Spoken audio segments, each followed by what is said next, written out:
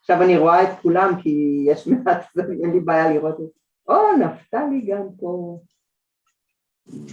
יופי. קריסטל, שלום. Shalom. Hi, Chris. חג שמח, how are you? Good. How are you?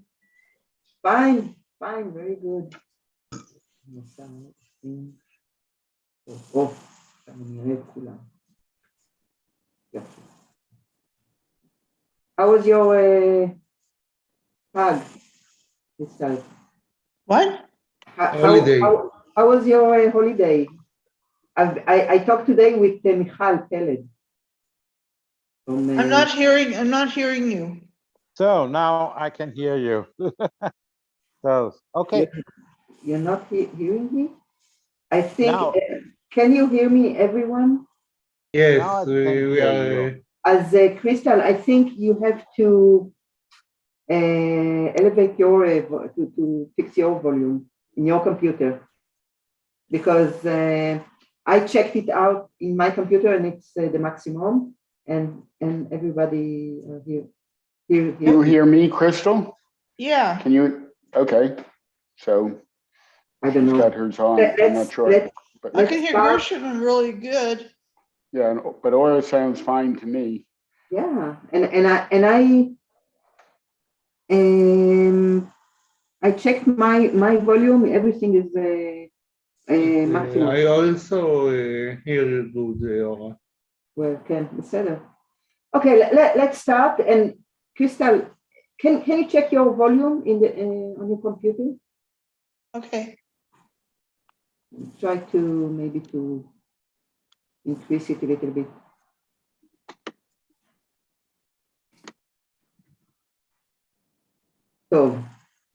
So we will start in with few.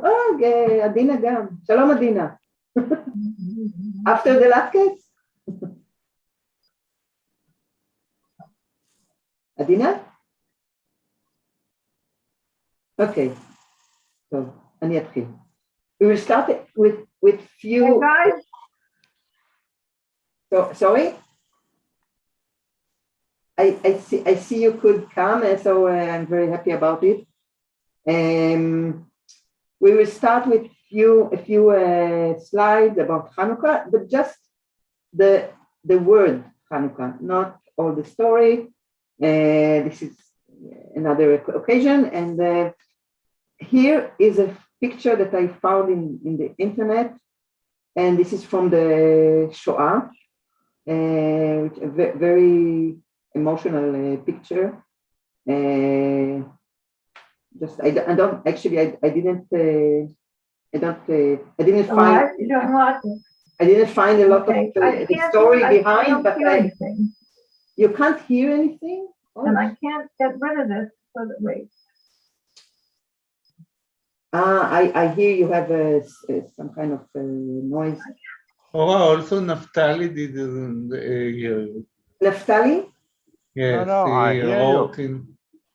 Everything עכשיו perfect. בצ'אט? And I don't have the כן, audio. הוא כתב בצ'אט. Listen, people who can't hear, please check your volume because I can't do anything in my volume. Everything is at the maximum volume. So can you, the sound of in your computer.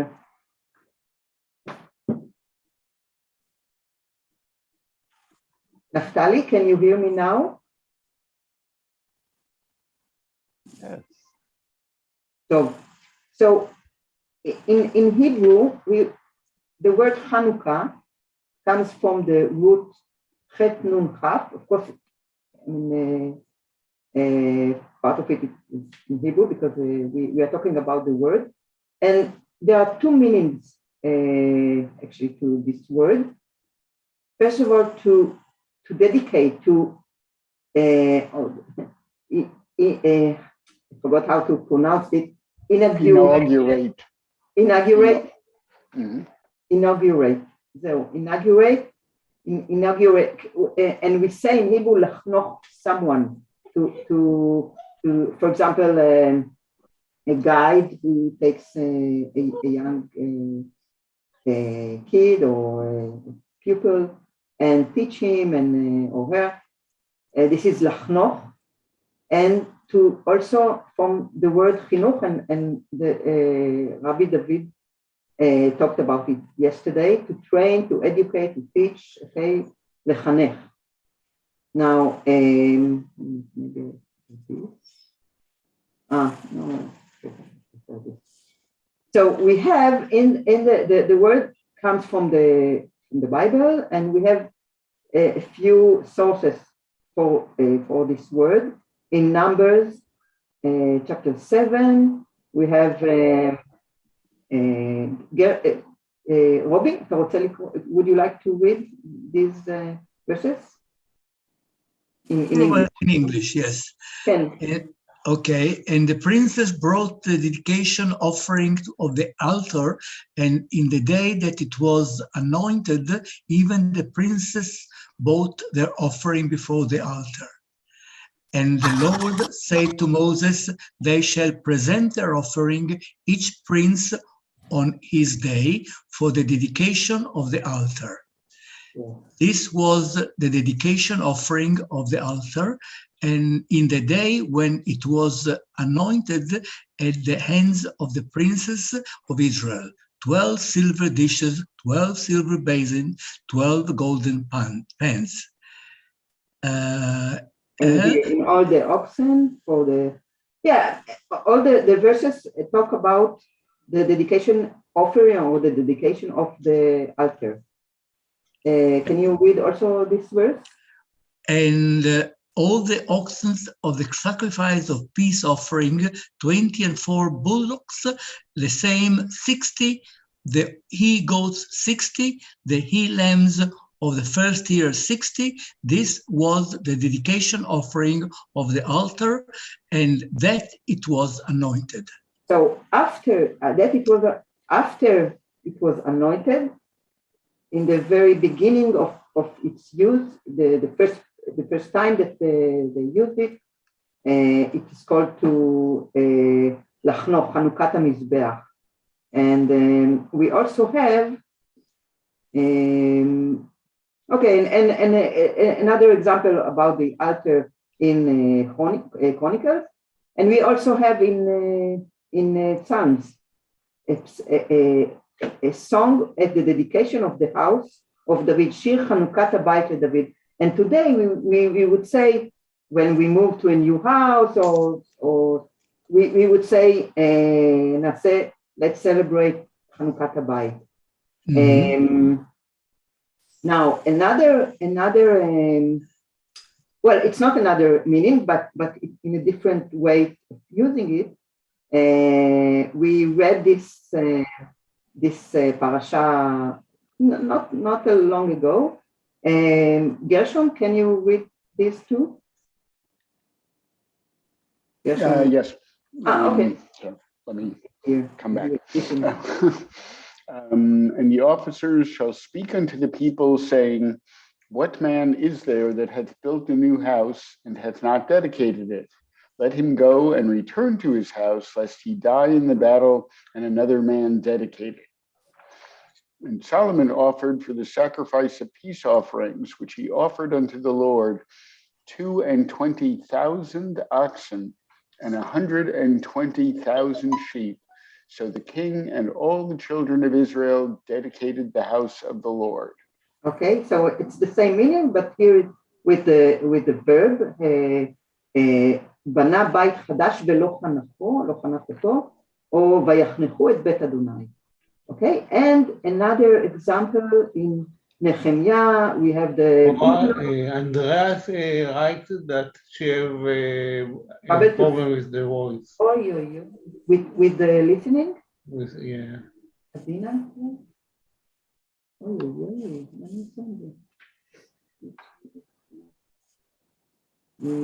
Just a minute, please.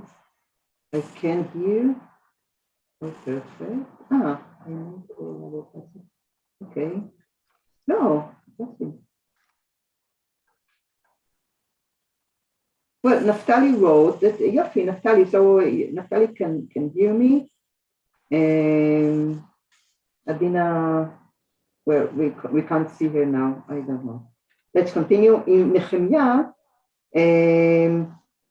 they did Hanukkah for the wall of Jerusalem, for example, or to keep the dedication, לעשות Hanukkah ושמחה. It's a celebration of something new, like a building or a house or something like that.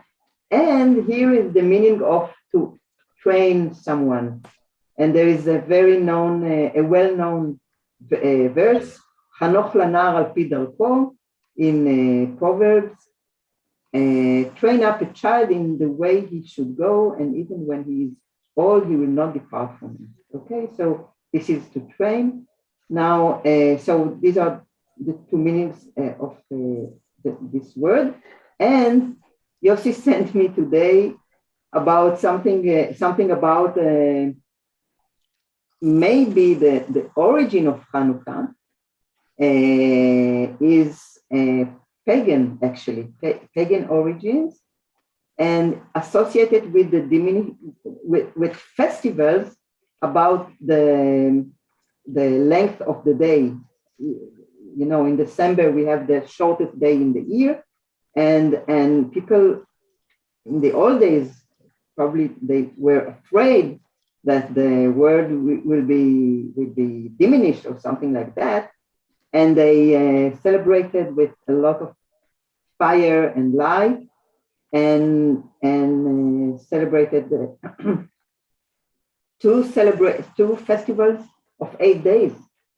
So it's very, but maybe we just read it and we will not talk a lot, just keep it in mind.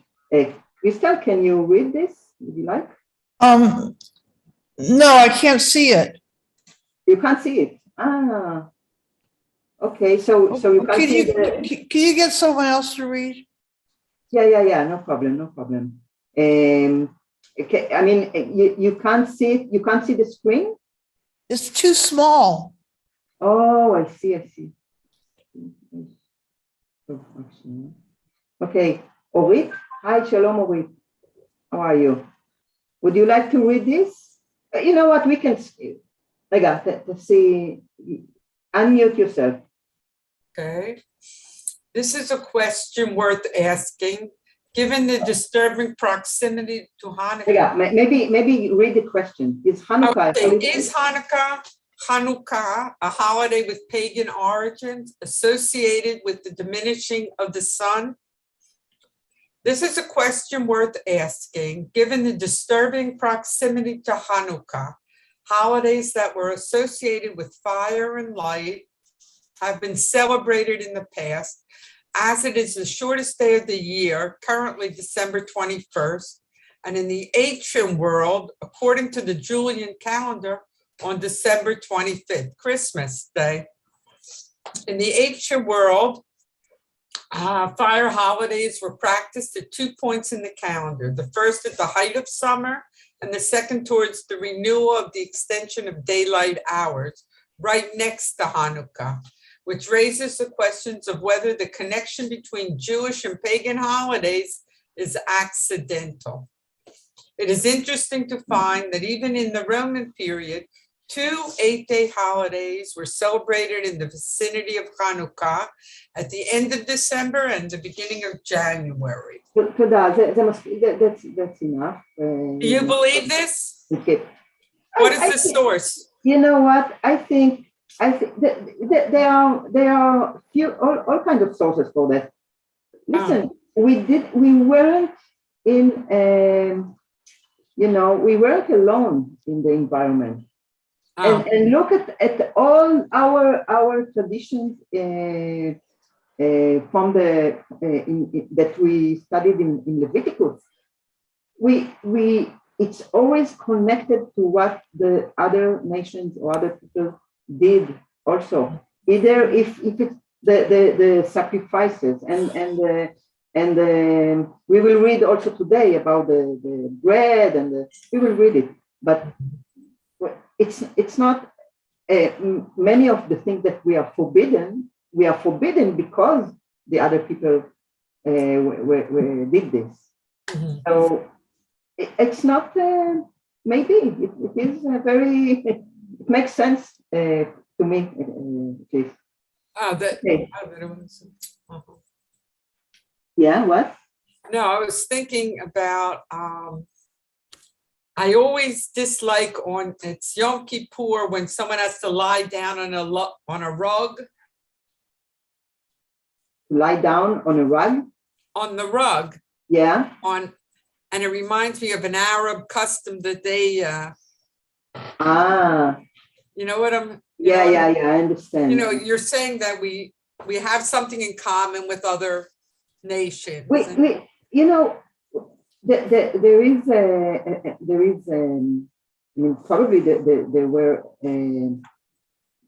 there is impact, and there was impact, and I mean they weren't alone in this neighborhood. In the world, right? It wasn't isolated on an island. Look, even languages, how languages transpass between countries, between neighbor countries. I'm not talking. If you are a neighbor of someone, you sometimes you act like him or her, or you understand the or you adopt their customs. Adopt. Yeah, yes, it's very natural. It's very natural. So and it sounds so, I don't know, so similar. And 8 days, yeah. Anyway, I prefer not to bring the regular story of Hanukkah because probably we all heard it at this point or another. So just wanted to say some other things about Hanukkah. Anyway, let's go back to our chapter today, Leviticus number 24. Crystal, can you see this?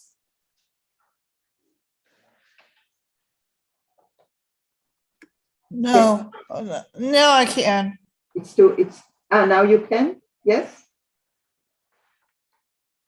It's too small? Yeah, now okay. I can. Okay, so please read 1 to 9. And the Lord spoke unto Moses, saying, command the children of Israel that they bring unto thee pure olive oil beaten for the light, to cause a lamp to burn continually. Without the veil of the testimony in the tent of the meeting, shall Aaron order it from evening to morning before the Lord continually, and it shall be a statute forever throughout your generations. He shall order the lamps upon the pure candlestick before the Lord continually. And thou shalt take fine flour and bake 12 cakes thereof, 2/10 parts of an ephah should be 1 cake. And thou shalt put pure frankincense in each row, that it may be to the bread for a memorial part, even an offering made by fire unto the Lord. Every Sabbath day he shall set it in order before the Lord continually. It is from the children of Israel an everlasting covenant. And it shall be for Aaron and his sons, and they shall eat it in a holy place, for it is most holy unto him of the offerings of the Lord made by fire or perpetual dew. Thank you. Okay, so actually this completes what we read last time, and in chapter 23, I will remind you, we read about the laws of the holidays, about Sukkot, about the 3 holidays that we have to go to Jerusalem, Shavuot, Pesach, Sukkot, okay, and this completes the laws with the ner tamid, the lamp to burn continually. And by the way, why is they talk about olive oil? Just because we in Canaan, in Israel, here in this area, there were always many olive trees, so it was a very common industry, you can say. and other things where they were brought from abroad, but olive oil and olives were very abundant. Now, so Aaron needs to put it the candle or the lamp to burn continually. Also, what do you think? Why do you think they have to light a light continually? Do you have any idea? Because this is the ner tamid, and a candle that always have to be lit, to be with light. So it means that maybe it's a symbol of the capability of God to even to overcome the nature. The nature has the light has some a break, of course. At night we don't have natural light. Or maybe it's because in those days to make a new fire it was more difficult. Difficult, yes. I think this is a much practical Yes, practice to reason. Return the fire. Yeah. It's a very practical reason, and not. I mean, the other reason that I found is very religious. You see the difference between the two thoughts. Either to symbolize the power of God, that it is always have project light, or just to keep fire. So we can, so they could take for me. Okay, so yeah, I take the other reason. And this is number 4 that I told you about, very connected very well to Hanukkah. Okay, we shall order the lamps upon the pure candlestick before the Lord continually. Okay, so this is menorah, lamp. It had well, Hanukkah we light 9 candles, I mean 8 candles and the shamash. Menorah has 7, but it's the same idea. And okay, and we have this 12 challah, 12, some kind of cake, or here it's the word in Hebrew is challah, in English it's a cake. Why 12? Symbolizes the 12 tribes, okay? And so we have the candles, the light, we have the bread, okay, 12 breads. This is how they should be set on the table. And this is the reason for the bread is to remember again. To remember it is like the reminding of the covenant with God. Okay, the covenant between the Jewish people and or the Israelites with God. Now, every Sabbath day, and in Hebrew it is a bit strange. It is written Beyom HaShabbat, Beyom HaShabbat. It's like on Shabbat, but actually the translation is correct here.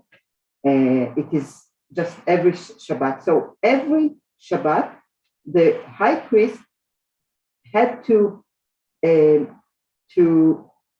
put on the table, on the holy table, and we will discuss.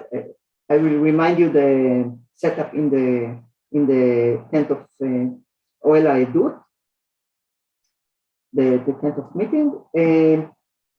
Every Shabbat he should put them a new chalot, not every day.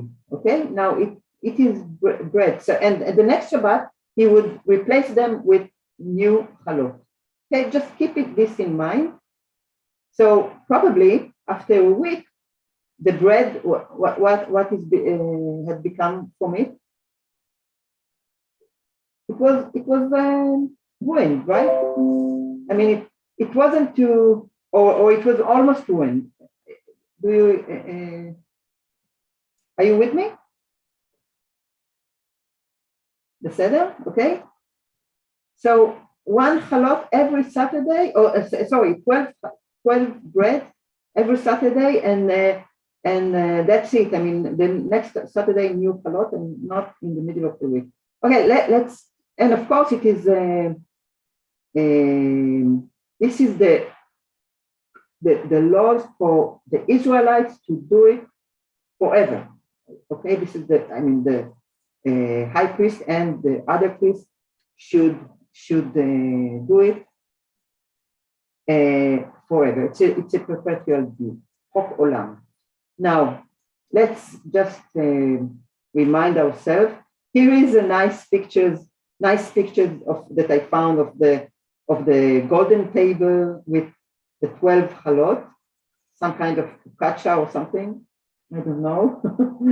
And with the Those chalot, they are looked like pitot. That way, it's like, that's what I said. It's kind of focaccia or big pita or something. And this is we have a small vessel for the oil, but it's nice. And here's okay. This is the model. Here's the golden altar for the sentence, and this is the lamp. You see seven.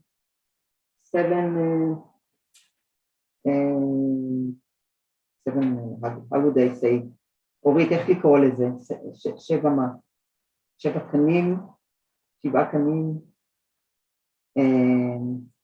Anyway, 7 candles here. And this is the table. And this is the Kodesh, the part which is a Kodesh in Ohel Moed, in the tent of meeting. And this part is Kodesh Kodashim. This is the veil, the parochet, okay? And another veil here. This is the Kodesh Kodashim, which here they had the place for the stones, okay, Luchot HaEdut, and the Aron HaEdut, and the two like angel-like or something like that. It's not exactly angels, but it's not. So this is the scheme, okay. Now, so they put everything here. Of course, here it's not forbidden to enter, only once in a year in Yom Kippur, and only the high priest. Okay, and I just remind you, there is a big altar here, which is not made with copper, and there they did all their sacrifice. What did I want to say about this? Just a minute.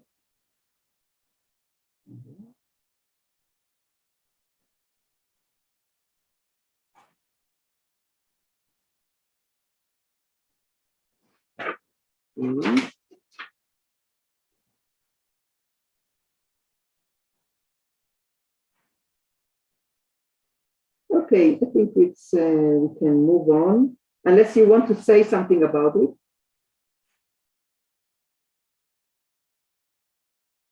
Okay, well, they had I want to discuss something here. Okay, so here we bring to God, actually, we bring him bread. Now, talking about customs that we took from other people, other people always they thought that they have to feed their God. They have to feed them. He or she or whatever eats this food. Now, our God does not eat. Otherwise, it would be very, it's too, It's not. It's our God is an abstract God, right?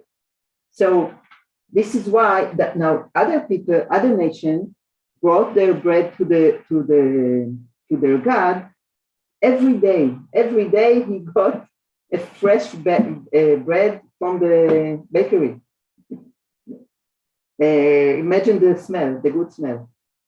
Now the Israelites had to bring once a week 12 breads. Okay, this is for the 12 tribes, but so why do you think this difference every day compared to once a week? Not every day as the other nation. I think it's to symbolize the fact that our God does not eat really the bread. It does not need really it is similar to other Caspian, but it's more abstract. Okay, this is what I found out about it. Okay, and the symbol is especially to remember the covenant. Okay, the covenant of that is between our God to the Israelites, that is an everlasting covenant. Any comment about it? Gershom, would you like to say something? No? Okay. Okay, let's move on. Okay, so remember last time, or maybe maybe before that, we talked about chiastic structure in the Bible, and there are many places in the Bible. Excuse me for a minute, I will just quiet my dog.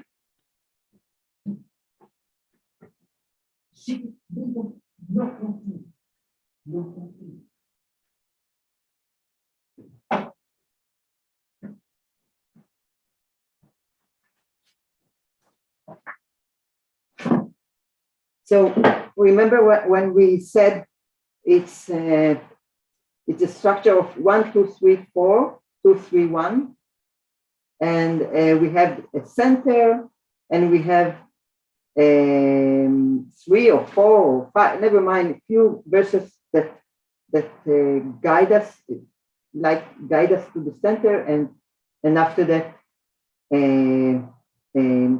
some other parallel verses from the center. Okay, we have it in Kehilat, we have it in many places in the Bible. So this is, just remember this structure of 1, 2, 3, 4, 3, 2, 1. Now let's read the other part of the actually it's a chapter with 3 main parts, so we will read now the second one. It's 10 to 16.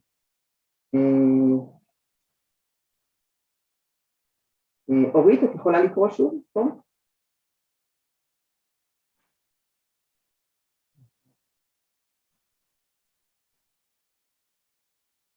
רגע, את צריכה לעשות unmute. Okay, from 10 or from 14? No, from 10 to 16. Okay. And the son of the Israelitish woman, whose father was an Egyptian, went out among the children of Israel, and the son of the Israelitish woman and a man of Israel strove together in the camp. I've never used the term Israelitish. And the son of the Israelitish woman. Yeah, I understand. Yeah, it's strange. It's very odd. Yeah, you're right.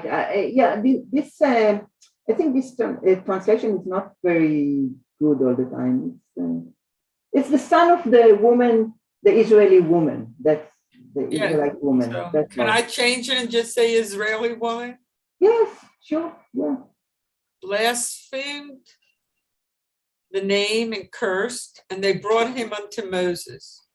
And his mother name was Shlomit, the daughter of Dibri of the tribe of Dan. And they put him in ward that it might be declared unto them at the mouth of the Lord.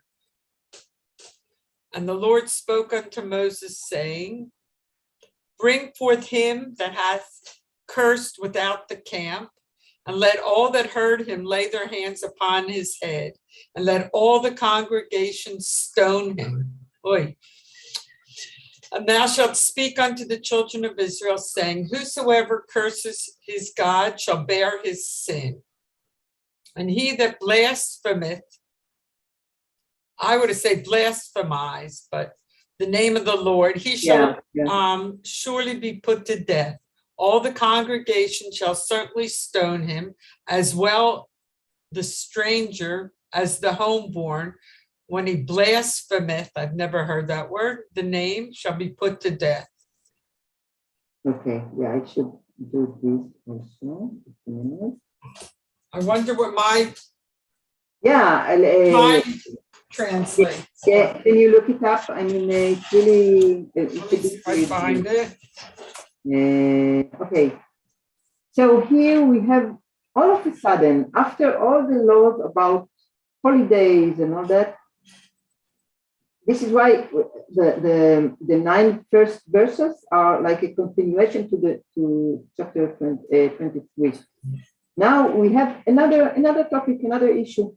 Okay, someone who is half Israeli, half Egyptian. Okay, a woman, his father is Egyptian and his mother is Israelite. He curses the name of God. Okay, and he is brought to Moses. And Moses, actually, it is not written here, but I think according to the verse here, he doesn't know exactly still what to do with this man. I mean, and then God tells Moses what to do with him. I mean, this is a special sin that until now we didn't we didn't read about it, but okay. So what his sin is to curse the name of God. Okay. Now look at the punishment. The punishment is terrible death, right? For this sin, the punishment is to be stoned by all the community. Okay. Now and what God says to Moses also is to say to the other to the Israelites that if anyone who curses his God, he will be punished. Now it means that before that I would say and read Numbers 15 and Numbers 16. It is very similar, but there is a difference. Let's try to think what is the difference. Okay. Moses should say to the Israelites, everyone who will curse his God, he will be punished. We don't have a detail, and just he will be punished. And here in 16, it is said, the one that will curse the name of the Lord, okay, shall be put to death by stone, okay, and all the community, the kager ka'ezrach, the stranger and the homeborn. I mean, everyone who in your livestock, in your household will have to be. This law is also for him. Okay. So what do you think is the difference between the two verses? It's a difficult section. It's a difficult issue here, because all of a sudden we read about this law and this punishment, this terrible punishment. But why do you think the difference between 15 and 16? Six, 16 is more specific. It gives the actual how to execute it. Yes. So what you say here is that 16 is the details of 15. This is what you say. Yeah, because it tells you what is the punishment. It's more Yes. specific. Yeah, you know, it's very interesting. This week we heard, Yatina, you heard a lecture from Professor Alexander Ofer, which is a well-known researcher in Bible studies. He said that there is an internal commentary in the Bible, not within the Bible there is a commentary, and so this commentary. There are few types of this internal commentary, but one of them is you have one verse which is short in short version, and then the next one is detailed.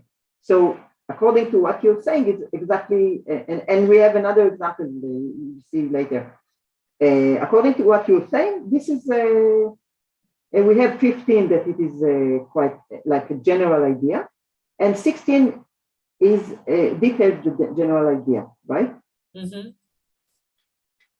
But look at the how it is written. It is written in 16, and he that I don't know this word. How would you say? I think the translation is really bad here. And he that curse, I think, just Yeah. right. It's blaspheme. To blaspheme is to say something bad about, really. Yeah, but in Hebrew, it's not only say something bad about. It's really to curse. It's mamash. It's very, very hard. Very. Yeah, it's stronger in English also than what I said. So. Yeah. Okay. Yeah. It's a strong and it's very negative. Very negative. Now, also there are two verbs in Hebrew, but it means the same as much as I know. Anyway, so he 16. It's not exactly. I mean, if it would be the commentary for or the details for the explanation of 15, it would say maybe without the word "and." It's like an addition, right? We say in say that again. Sorry. Okay, so we are trying to think if 16 is an explanation of 15. Okay, so look at how 15 is written. Whosoever cursed his God shall bear his sin, and he that blasphemes the name of the Lord, he shall surely be put to death. So it's kind of an addition and not, I think, according to the wording, additional information. Maybe I'm wrong. I'm not saying that this is but what do you think?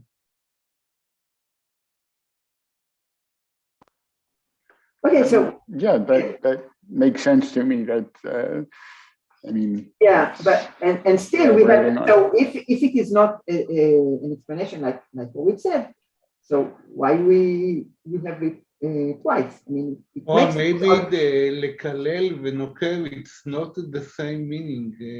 I don't know what it can be the different, but okay, but so what is harder? What?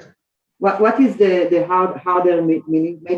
Maybe a kalel is not as hard. I don't know. We sometimes in the Torah, the mention of the Shem Hashem is a big sin. Yes. in Hashem Amforash, to say to talk about the Hashem Amforash is very, very big thing. Yes. So maybe this is the meaning of Nokev, to say the Hashem Amforash. So you say the one who cares is the God in 15, didn't say the name, but he cursed the God, so he cursed his God, so he will be punished. But Yes. the one who say the name of God, yes, he will be okay. This is a possibility. What I found in the commentary that here both verbs are the same as curse, nokev and curse. Okay, so what I found about it, I'm trying to see what Rashi said about. Okay, Rashi says exactly what you said, Yossi. Yes, Yes, I exactly. can be Rashi. You can be the new Rashi.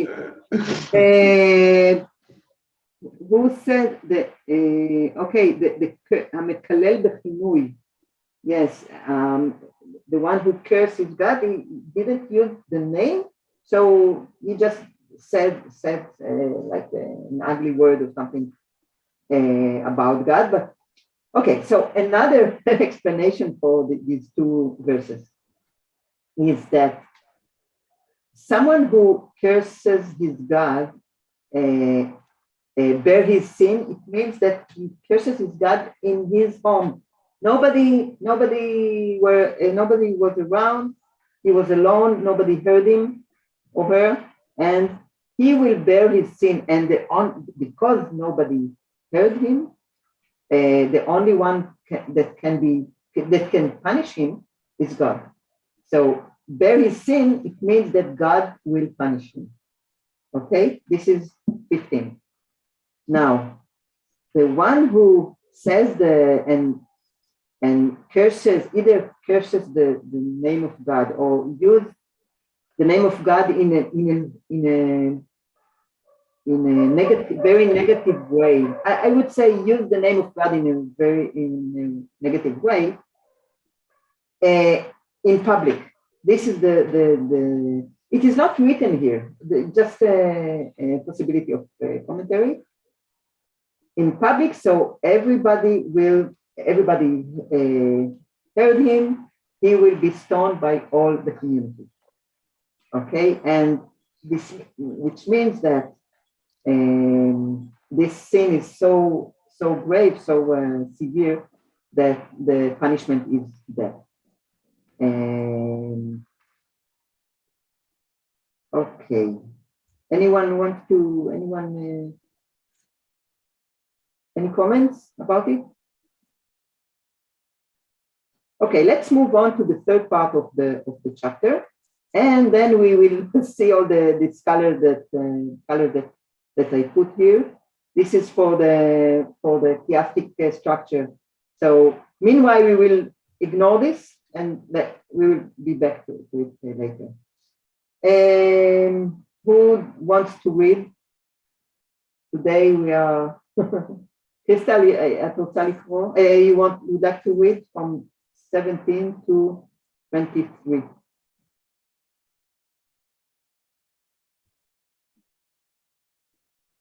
אולי גרשום. גרשום? Okay.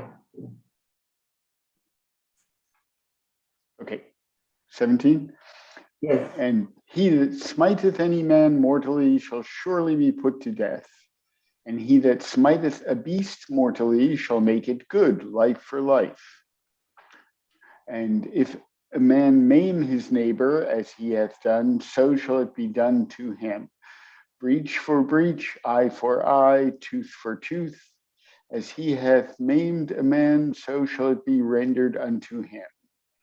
And he that killeth a beast shall make it good, and he that killeth a man shall be put to death. You shall have one manner of law as well for the stranger as for the homeborn, for I am the Lord your God. And Moses spoke to the children of Israel, and they brought forth him that had cursed out of the camp and stoned him with stones. And the children of Israel did as the Lord commanded Moses. Thank you. But it's Okay. interesting that it says the part about the stranger without saying how the stranger is supposed to know what the rules are. Well, the stranger, if he lives with someone in Israelites, he will hear the teaching of the priests. I mean, the priests have to, one of their duties is to teach the Israelites how to behave, what to do and not to do. So, but the way it sounds, though, is not that he has to be a stranger who's living there, but even a stranger passing through, it would seem. No? Well, if a stranger that live in the land, in the land of Israel, this is the meaning. I mean, a stranger that live there, that lives there, not just a visitor or something like that. I think the meaning of is a stranger that a girl. Of personal interest to me, the ger part. So that specifically means someone who's not part of the people, but who lives here anyway. Yeah. The ger part is always, and there are many issues that concern the ger, as we know, and actually he should be treated as all others. Anyway, this is another topic, but the ger is should be treated like everybody else. So also the laws are, of course, without being well, they weren't Jew, but without the to be circumcised and without this, okay, of course, without this, but is like all the laws of between people are for him or for her exactly the same. Okay, so here we have this is very, it's a well-known verse in the Bible. Shever tachat shever, ayin tachat ayin, shen tachat shen. Exactly the same, according to the text, it's exactly the same. If someone had hurt someone else, he had to be hurt in exactly the same manner. Although in other parts we saw that it's not logic to hurt the same manner, but he has to pay the same the damage, the value of the damage. He has to pay the one who is to blame. Now look at the chiastic, and so there are a few questions that we can raise here. First of all, why here? I mean, we talked about the holidays. We talked now about the cursing thing, and all of a sudden we have this. By the way, it is also in Exodus, in the book of Exodus, in Parashat Mishpatim, I think, that we have about the beast, that if someone kill a beast, he should pay the beast to the owner and all that. So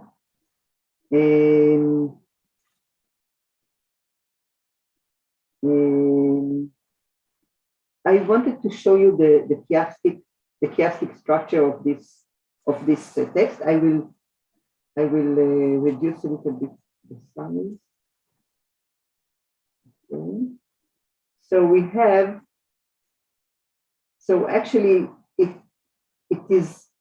starts with the thing, the issue of the cursing, okay, and finish also with the cursing, the same issue, okay. and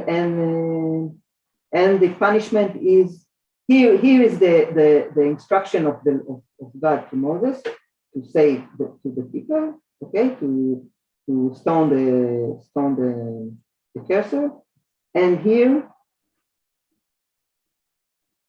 is the fulfillment of this decree. Now, then we have this, the law is the same as for the stranger as for the homeborn. And again here, okay, in the end. And again,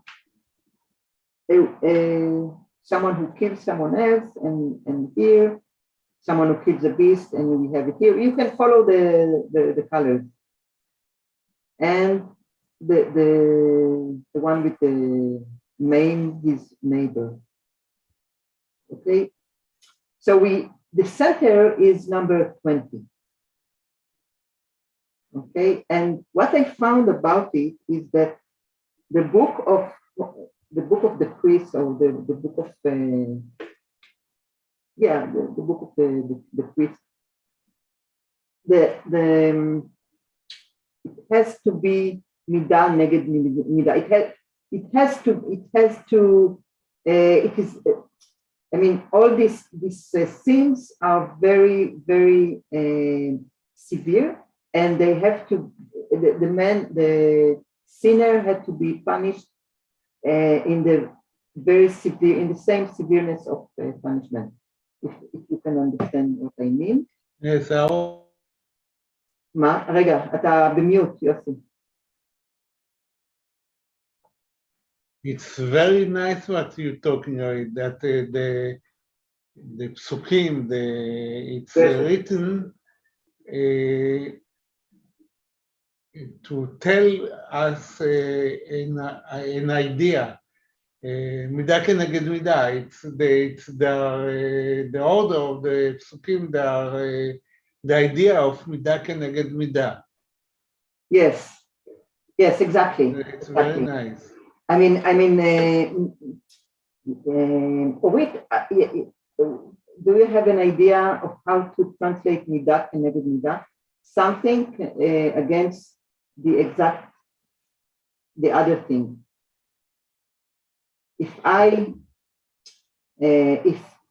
Here it's take numbers 20, okay, breach for breach, eye for eye. It's the same. The sinner gets the same punishment. And again, we said it's not the same punishment. It will have the payment for the punishment, but in the text, it is the very same punishment for the sin. Eye for eye, tooth for tooth, breach to breach. Okay, it's in Hebrew. We have it's a well-known idiom to say midah keneged midah. So what Yossi says here is that even the verses are arranged in a way that enforce this idea. We have the green. Let's talk about the color that will be easier. But we have parallel verses until the center, like here, like this structure. Okay, so also it is like three. We have three here and three here, two here and two here. So we have it's a very parallel structure. So also the parallelism is in the structure and in the idea of the text. That's what I want to. Okay. The repetition reinforces. Yes, but the repetition is parallel, like the idea of the text. The content. The content is if you have a sin A, you got the punishment A. You have sinned B, you got punishment B. Okay, so it is a parallel. Also, the sin in front of the punishment, and also the structure of the person. That's what I've been trying to. Very nice. Yeah, there are many cases of chiastic, and still I didn't find. Actually, what I found about, I tried to find why it is here. Why it is here. So I didn't find really something very that convinced me. And even what I found in what I read in Olam HaTanakh, in the encyclopedia of the Bible, that they don't have they don't know this the answer for this. Just that Leviticus is built upon this idea of midah keneged midah, sin and punishment.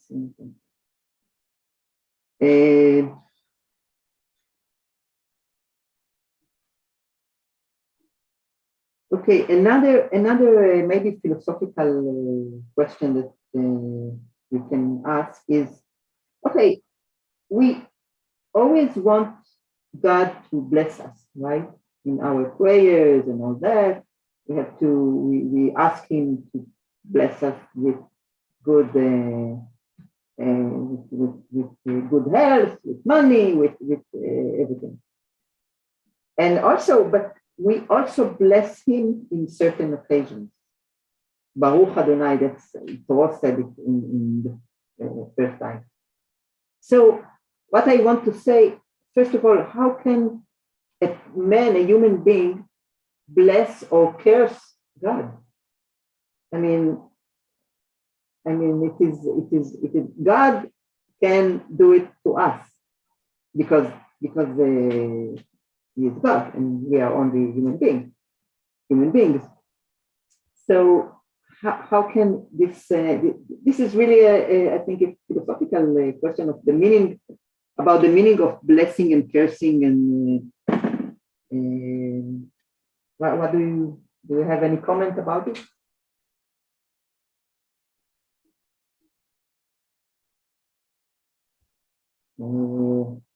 What I found about it is that we have between God, Adonai, our God, and the Israelites, we have this relationship that we also can bless and curse Him. Not only Him curse or bless us. And another thing that I want to note that you notice is, just a minute.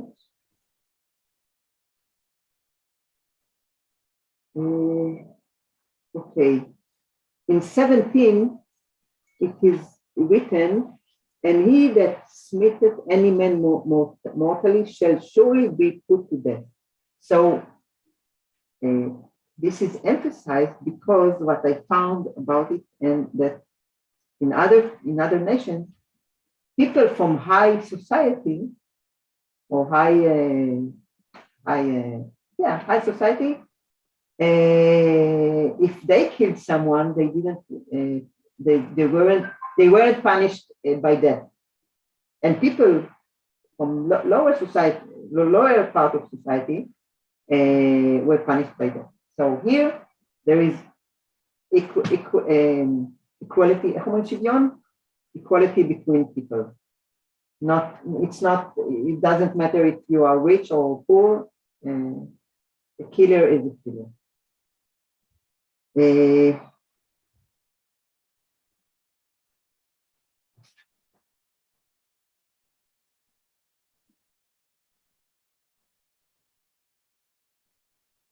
Yes. By the way, Orit, for your question. So according to the philosophy of the book of holiness, which is part of Leviticus, the land, our land, belongs to God. So this is why everybody that sits here, that dwells here, and has to keep the laws, of course, again, not the laws, if he's not a Jew, so he doesn't have to have the specific laws for Jews, but he should be protected by the same God, but by God, as long as he keeps the laws of the land. And I found something very nice, and I think with this we can finish our class, that with the stranger, with the idea and with the people who are stranger among us, people found their humanity, and people can find or could find their humanity. I mean, we know so many. Do you understand me? I think you know. We know for so many occasions in the past that people behave terribly badly to the strangers. But exactly, this is the test. This is the test for humanity of people. How we behave to strangers among us. Okay? Because strangers are the group of the part of the society that can be easily badly treated. Do I make myself clear, or which you think that is not clear? Yeah. Okay. So our time is up for today. So I hope it was clear. I feel that it wasn't so clear this time. I think it's a chapter that in itself is not that clear. I mean, it's hard to make it clear. It's a 3 parts that and also, well, if we had we can talk a lot about this chapter when we bring other sources from all over the Bible, and I know, but it would be very long. But I wanted to show you the theistic structure and this idea. And I think the idea of the stranger is very, like you said, Gershom, about the ger, is how we behave to the stranger, maybe shows what people we are. You could get into a lot of discussion over that in current day. Yes. Okay, so Hanukkah Sameach. Thank you very much. Hanukkah Sameach. You're welcome. Bye bye. Bye-bye. Bye-bye.